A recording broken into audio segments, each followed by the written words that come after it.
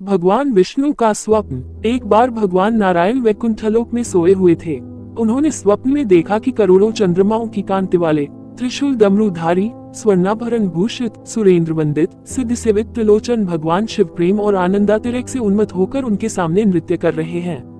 उन्हें देखकर भगवान विष्णु हर्ष से गदगद हो उठे और अचानक उठकर बैठ गए। कुछ देर तक ध्यानस्थ बैठे रहे। उन्हें इस प्रकार बैठे देखकर श्री लक्ष्मी जी पूछने लगी, बैकवोट भगवान, आपके इस प्रकार अचानक निद्रा से उठकर बैठने का क्या कारण है? भगवान ने कुछ देर तक उनके इस प्रश्न का कोई उत्तर नहीं दिया और आनंद में निमग्न हुए चुपचाप बैठे रहे। कुछ देर बाद हर्षित होते हुए बोले, बैकवोट देवी, मैंने अभी स्वप्न में भगवान श्री महेश्वर का दर्शन किया है। उनकी छवि ऐसी अपूर्व आनंदमय एवं मनोहर थी कि देखते ही बनती थी। मालूम होता है शंकर ने मुझे स्मरण किया है। अहो भाग्य, चलो कैलाश में चलकर हम लोग महादेव के दर्शन करें। ऐसा विचार कर दोनों कैलाश की ओर चल दिए। भगवान शिव के दर्शन के लिए कैलाश मार्ग पर आधी दूर गए होंगे कि देखते हैं भगवान शंकर स्वयं गिरिजा के साथ उनकी ओर चले आ रहे हैं। अब भगवान के आनंद का तो ठिकाना ही नहीं रहा, मानो घर बैठे निधि मिल गई। पास आते ही दोनों परस्पर बड़े प्रेम से मिले। ऐसा लगा मानो प्रेम और आनंद का समुद्र उमड़ पड़ा। एक दूसरे को देखकर दोनों के नेत्रों से आनंदाश्रु बहने लगे और शरीर पुलकायमान हो गया। दोनों ही एक दूसरे से लिपटे हुए कुछ देर मुकब्बत खड़े रहे। प्रश्नोत्तर होने पर मालूम हुआ कि शंकर जी को भी रात्रि में इसी प्रकार का स्वप्न हुआ कि मानो विष्णु भगवान को वे उसी रूप में देख रहे हैं जिस रूप में अब उनके सामने खड़े थे। दोनों के स्वप्न के वृतांत से अवगत होने के बाद दोनों एक दूसरे को अपने निवास ले जाने का आग्रह करने लगे। नारायण ने कहा कि वैकुंठ चलो और भोलेनाथ कहने लगे कि कैलाश की ओर प्रस्थान किया जाए। दोनों के आग्रह में इतना अलौकिक प्रेम था कि यह निर्णय करना कठिन हो गया कि कहाँ चला जाए। इतने में ही क्या देखते हैं कि वीणा बजाते, हरिगुण गाते नारद जी कहीं से आ निकले। बस फिर क्या था, लगे दोनों उनसे निर्णय कराने की कहाँ चला जाए। बेचारे नारद जी तो स्वयं परेशान थे उस अलौकिक मिलन को देखकर। वे तो स्वयं अपनी सुध बुद्ध भूल गए और लगे मस्त होकर दोनों का गुणगान करने। अब निर्णय कौन करे? अंत में ये तय हुआ कि भगवती उमा जो कह दे वही ठीक है।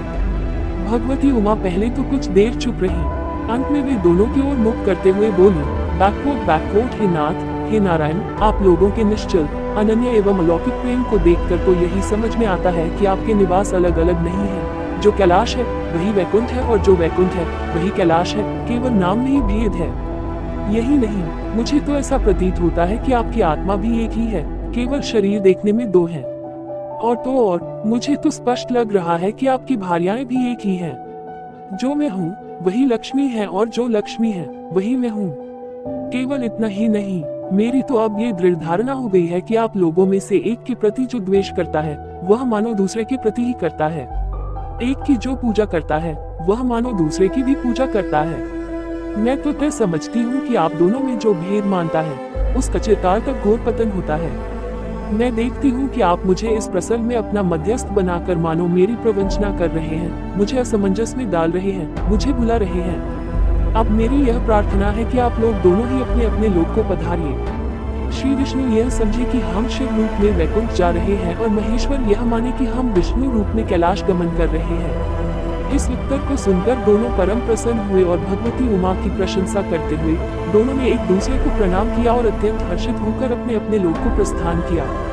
लौटकर जब श्री विष्णु वैकुंठ पहुँचे तो श्री लक्ष्मी जी ने उनसे प्रश्न किया, बैकवोट हे प्रभु, आपको सबसे अधिक प्रिय कौन है?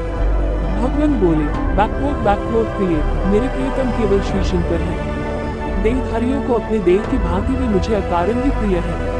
एक बार मैं और श्री शंकर दोनों पृथ्वी पर घूमने निकले। मैं अपने प्रियतम की खोज में इस आशय से निकला कि मेरी ही तरह जो अपने प्रियतम की खोज में देश देशांतर में भटक रहा होगा वही मुझे अकारण प्रिय होगा। थोड़ी देर के बाद मेरी श्री शंकर जी से भेंट हो गई। वास्तव में मैं ही जनार्दन हूँ और मैं ही महादेव हूँ। अलग अलग दो घरों में रखे हुए जल की भांति मुझमें और उनमें कोई अंतर नहीं है। शंकर जी के जियो अतिरिक्त शिव की चर्चा करने वाला शिव भक्त भी मुझे अत्यंत प्रिय है। आईपीओ इसके विपरीत जो शिव की पूजा नहीं करते वे मुझे कदापि प्रिय नहीं हो सकते। इस तरह जो शिव की पूजा करता है वो वैकुंठवासी विष्णु को भी स्वीकार है और जो श्री विष्णु की वंदना करता है वो त्रिपुरारी को भी मना लेता है। इसी तरह की कहानियाँ सुनने के लिए प्लीज मेरे चैनल को लाइक, शेयर और सब्सक्राइब कीजिए।